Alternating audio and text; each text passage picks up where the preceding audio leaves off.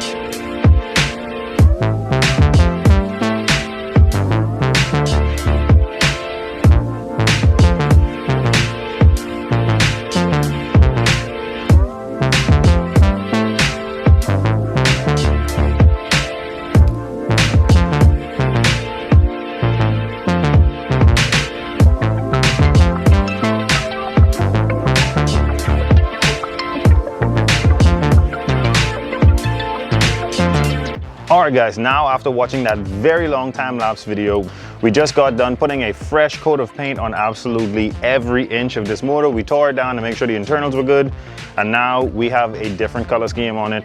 The valve covers and the top of the supercharger went blue, lower intake went black, the water outlet and inlet of the top of the motor went silver, and everything else went chrome. The oil pan went chrome as well, and I absolutely love the way that this thing came out. The timing cover went black so that all the pulleys would stand out as a different color compared to everything else.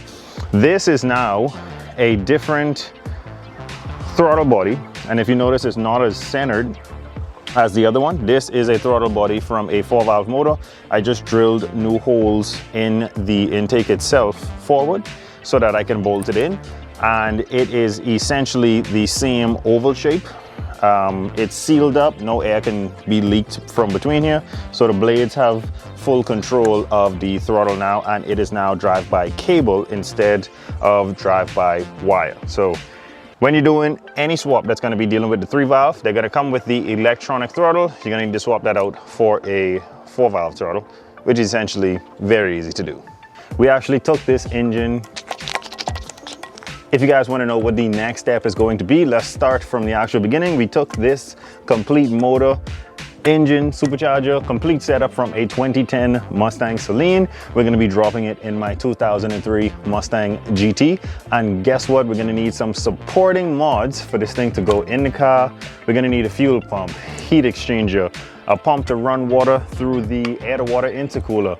You're gonna need a good amount of supporting mods. So this motor won't be going in the car just yet, but we have a lot of good content coming up, and this thing is gonna make way for a very, very exciting build and a very exciting car at the end of the day. This is the drop-top Mustang GT that I have. Oh, and that weather's not looking good. And this has the Scotty D angle kit on it and the 2-valve motor. I was thinking of when the supercharged motor goes in this vehicle, I might take this very healthy 2-valve motor and drop it into this car. This is just another Mustang GT shell that I have laying around, and I want to put it to good use. It actually has a motor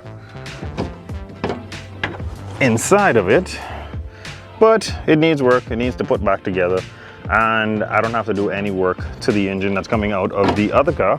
So when I pull this motor out to put the supercharged motor in there, I might as well take that 2-valve, drop it in here, and have another running and driving Mustang GT. Should be fun.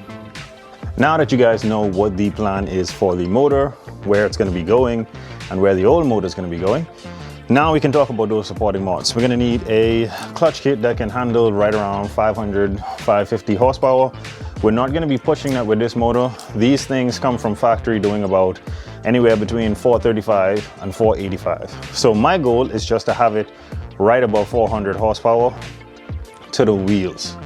So that means we got to produce somewhere between 430 and 450. Thank God this supercharger, 45 PSI, does that all day. I don't want to be stressing the motor. I'm already going to be beating on it because it's a drift car. So we don't want to push it where the internals are stressed all the time. So keeping that horsepower low and servicing it on time should actually allow us to be able to beat the living shit out of this motor for a very long time. And that is the plan and the goal for this car. Have it right around 400 horsepower to the wheels, which is more than enough for that vehicle. Put a hydraulic e-brake in it, put a cage in it. I'm going to strip out the entire interior, put some nice bucket seats in it. Slowly but surely, we're going to bring this thing up to a competition level car, just so we can have fun on the streets. Because obviously, I live in the Bahamas. There's absolutely no tracks. There's nowhere to really drive a vehicle like that. But I'm going to make it happen. And that's what's going to be coming up in the very near future. If you guys stay tuned this long, make sure to hit that subscribe button. Make sure to like the video because it does help us to get much further in the algorithm and it pushes the videos out. Thank you guys so much for watching. Always remember, don't drift without your dreams, and I'll catch you guys on the next one. If you're wondering what type of content is going to be coming up, we have a lot of good information after this video. We're going to be doing 4-valve swap videos, 3-valve swap videos. We're going to be doing a lot of information. So if you want to know how to put a 3-valve in your car, make sure to subscribe so you don't miss any future uploads. Same for the 4 valves, same for the 2 valves. We're just gonna be giving all of the information away in video form. So these kind of swaps are much easier for you. And if you like videos like this, make sure to check this one out right here. And I catch you guys on the next one.